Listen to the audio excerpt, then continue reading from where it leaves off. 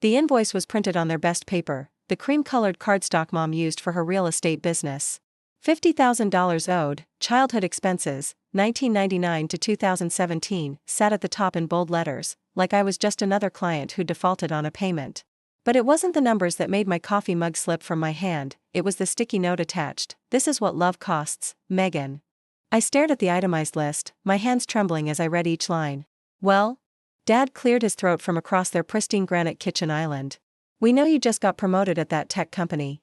It's time you understood what sacrifice really means." My phone buzzed before I could respond. Unknown number, Boston area code.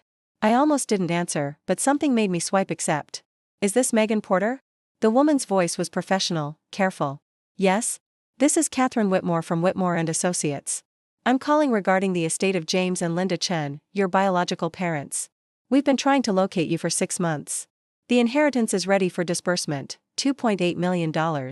Where should we transfer it?" The words hit like ice water. Biological parents. Inheritance. Million. Mom must have seen something change in my face because she stood up, her voice sharp. "Who is that? What's wrong?" I hung up without answering, my mind spinning. "You told me I was conceived through a sperm donor. You said there were no records." The silence that followed was deafening. Dad's face went pale. Mom gripped the edge of the counter, her knuckles white against the black granite. For the first time in my life, I watched my parents, these people who'd itemized my very existence, run out of words. "Megan," Mom started, but her voice cracked. "My biological parents," I said slowly. "They're dead? They left me money? They were real people with names?" My phone rang again. Same number. This time I walked to the far end of the kitchen before answering. "I'm sorry," Catherine Whitmore said. I realized that was a lot to process. "But there are time-sensitive matters regarding the estate. Could we meet tomorrow?" I glanced back at my parents, who were having a heated whispered argument. "I don't understand. How did they die? When? Why didn't anyone tell me?" "Miss Porter, I think it would be better to discuss this in person. Our office is in downtown Boston. Can you come by tomorrow at 10? "Boston? But I live in Colorado. The plane ticket has already been arranged. First class, departing Denver at 7 a.m. A car will pick you up. Your biological parents were very specific in their will about how this should be handled." After I hung up, the kitchen felt smaller, suffocating. Mom had pulled out her laptop, typing furiously. Dad was on his phone, voice low and urgent. They looked like criminals trying to destroy evidence. 23 years, I said. "You had 23 years to tell me the truth." Mom's fingers froze over the keyboard. "It's complicated." "Complicated?" I laughed, harsh and hollow. "Like this invoice? Was that complicated too?" "That's different." "Is it? You literally billed me for being born. For existing. And now I find out the people who actually gave me life are dead and left me." My voice broke. Dad ended his call. "Megan, sit down. Please." But I was already backing toward the door, invoice crumpled in my fist. "You know what? Send me a final bill. Add today's conversation to it. I'm sure you can calculate the cost of telling the truth." I drove home to my apartment in a daze, running red lights, forgetting to signal. My phone exploded with texts from them, but I couldn't look. Wouldn't look. In my living room, I collapsed on the couch and smoothed out the invoice with shaking hands. Every line was a memory twisted into a transaction. Food, 2003 to 2017, $21,000, included the Thanksgiving Dad taught me to make pumpkin pie. Medical expenses, $8,500 foot, covered the time Mom stayed with me in the hospital for a week after my appendectomy. They even invoiced transportation to extracurriculars, $3,100, all those early morning drives to swim practice, windows down, singing along to the radio. How do you put a price on that? How do you look at your child and see a debt to be collected? My laptop chimed. Email from Catherine Whitmore. The subject line, documents for tomorrow's meeting. I opened the attachments with trembling fingers. The first was a photograph. A young Asian couple stood in front of a Victorian house, the woman visibly pregnant. She had my eyes, or I had hers. The man's hand rested protectively on her belly, and they both looked directly at the camera with expressions I couldn't quite read. Hope? Fear? Love? The next document made me gasp. A news article from 23 years ago, tech entrepreneurs die in car accident, newborn daughter missing. Missing. I read frantically. James and Linda Chen, both 28, killed by a drunk driver when their daughter was 3 weeks old. The baby's me, vanished from the hospital nursery the same night. Case never solved. My hand shook so badly I could barely type. I searched their names, finding more articles, patents, a technology company they'd founded. They'd been brilliant, successful, wealthy. They'd wanted me. And then they'd died, and I'd been stolen. The word sat heavy in my chest. I'd been stolen. Another email arrived. This time, a PDF of legal documents. Adoption papers dated 1 month after the accident. My adoptive parents' signatures at the bottom. The adoption agency listed didn't exist, I checked. The judge's name pulled up a disbarment notice from 15 years ago for gross ethical violations. Every document was fraudulent. Every paper was a lie. I called Catherine back, not caring that it was nearly midnight on the East Coast. I was stolen, I said without preamble. They stole me. A long pause. We suspected as much. Your biological parents' will was very specific. They'd set up safeguards, perhaps sensing something. The money has been in trust, growing, waiting for you to be found. Waiting 23 years? Their instructions were clear. On your 23rd birthday, if you hadn't been located, we were to use all resources to find you. Private investigators, DNA databases, everything. That's how we found you. You did a genealogy test last year. I had. Mom had given it to me for Christmas, of all things. Said it would be fun to trace the family history.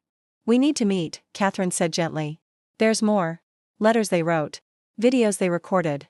They loved you very much, Miss Porter. They wanted to make sure you knew that, no matter what happened. After we hung up, I sat in the dark, piecing together 23 years of lies. Every story about my difficult birth, fabricated. Every tale of fertility struggles, fiction. They'd seen grieving parents' tragedy and stolen their baby.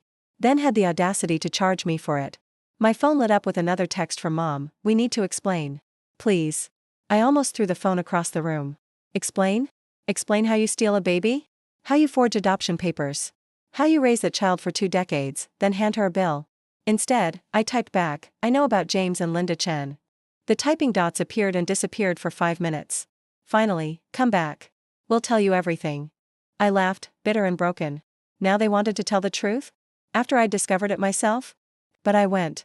Drove back through empty Denver streets, past houses dark and sleeping, full of families that might be real or might be elaborate fictions. The porch light was on, front door cracked open. I found them in the living room, looking smaller than I'd ever seen them.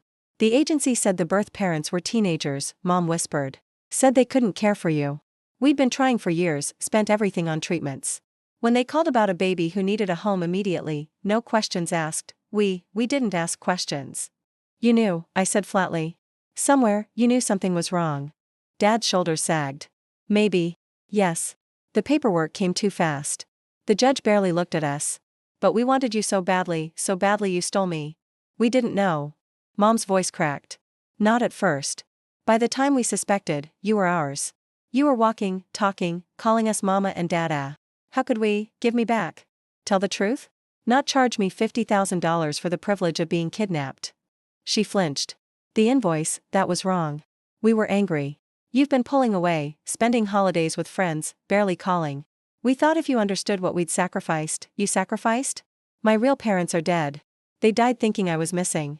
They spent their last moments not knowing if I was safe. Tears burned my eyes. And you want me to pay you for that?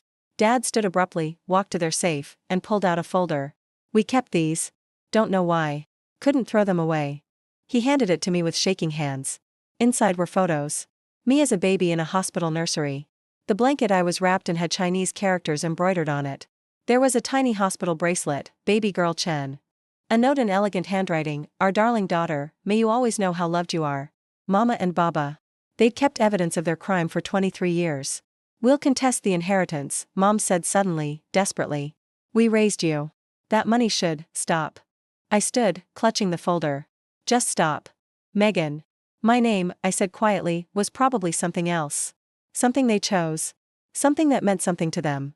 I left them there in their perfect living room with their perfect lies and their itemized guilt. Drove home again, booked a hotel near the Denver airport, and sat up until dawn reading every article about James and Linda Chen. They'd been immigrants who'd built their dream from nothing. Started their company in a garage, grown it into something remarkable. They'd been 28 when I was born, when they died. Younger than I am now. The drunk driver who killed them got 3 years in prison. 3 years for 2 lives and a stolen baby. The flight to Boston felt like traveling between lives. In Denver, I was Megan Porter, the ungrateful daughter who owed her parents $50,000. By the time I landed in Boston, I was something else, someone discovering who she might have been. Catherine Whitmore's office occupied the top floor of a historic building overlooking the harbor. She was younger than I'd expected, with kind eyes behind designer glasses.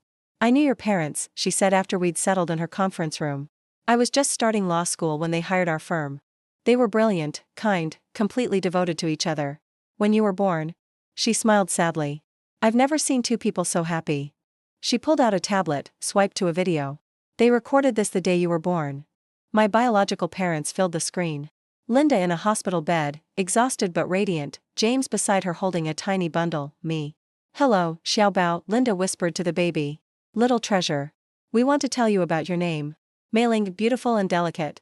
But also clever, the Ling means clever. Because we know you'll be both.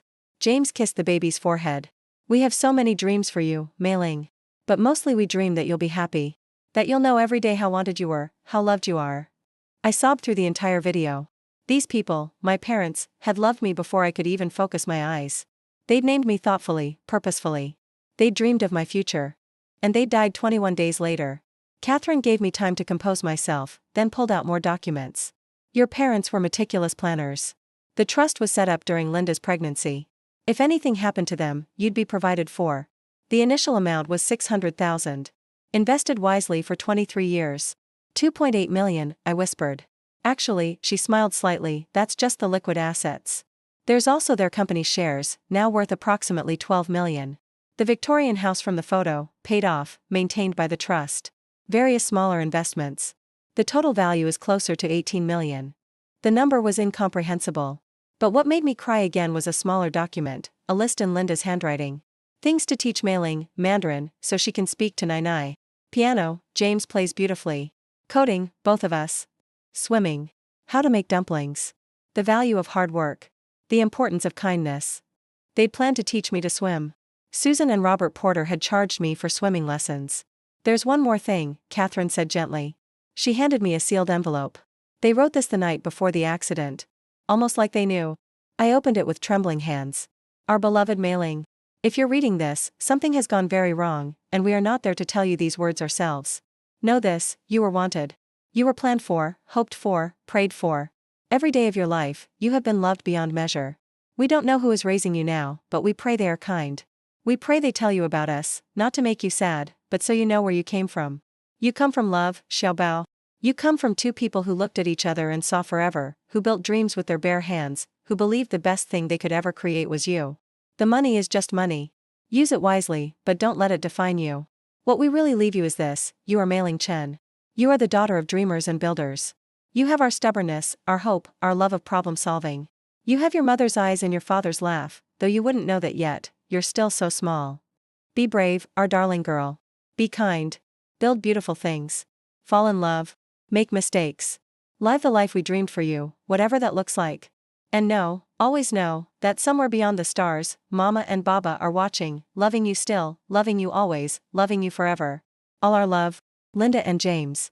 I read it 3 times, memorizing every word, every loop of their handwriting. Then I looked at Catherine. What do I do now? Whatever you want, she said simply. The money is yours. The house is yours. There are no conditions except one. They specified that if you were raised by people other than family, those people could make no claim on the inheritance. It's ironclad. They knew, I said. Somehow, they knew to protect it. Your parents were brilliant people. They prepared for many possibilities. She paused. There is one other matter. Your biological grandmother, your Nai, she's still alive. In San Francisco. She's 91 now. She never stopped looking for you. Another family. Another truth. Another piece of who I really was. I flew back to Denver that night, $18 million richer but feeling somehow emptier. The invoice from my parents, those people who raised me on stolen time, sat on my kitchen counter where I left it.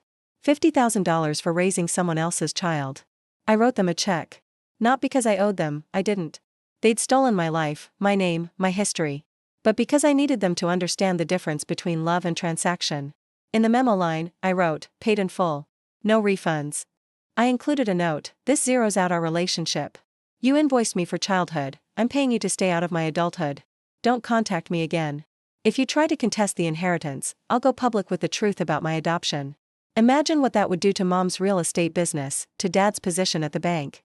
Imagine everyone knowing you invoiced your stolen daughter. I sent it certified mail, signature required. Then I booked a flight to San Francisco.